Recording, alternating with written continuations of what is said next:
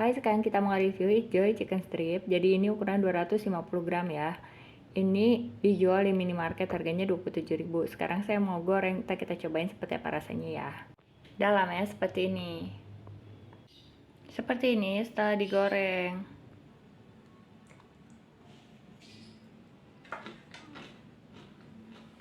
Rasanya agak pedas, berasa pedas lada ya. Agak asin, agak gurih, renyah. Nanti kalau kamu nyobain, kamu bisa coba beli di minimarket, biasanya jual. Jangan lupa subscribe channel ini untuk review makan-makanan dan minuman-minuman yang ada di sekitar kamu. Terima kasih.